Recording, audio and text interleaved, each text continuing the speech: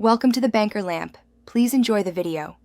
In this video, I will explain how to replace your Toyota Sienna sliding door handle. First, let's prepare for the task. You'll need a few basic tools, including a Phillips head screwdriver, a flathead screwdriver, and a trim removal tool. A 10mm socket and a T30 Torx bit are also commonly required. Make sure you have the correct replacement handle for your Sienna model. Always work on a level surface with the parking brake set for safety. Next, we'll focus on removing the interior door panel to access the handle mechanism.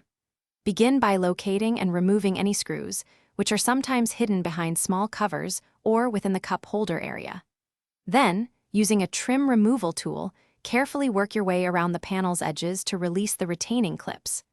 Once the panel is loose, gently disconnect any electrical connectors, like the one for the power window switch, and set the panel aside.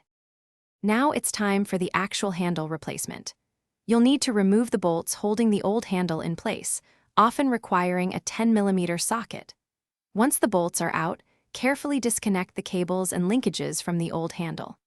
When installing the new handle, a helpful trick is to use a piece of string or a zip tie to pull back the internal latch lever, allowing the new handle to slide and engage correctly. With the new handle securely in place, it's time to reassemble everything. Start by reconnecting any electrical components you detached, such as the window switch.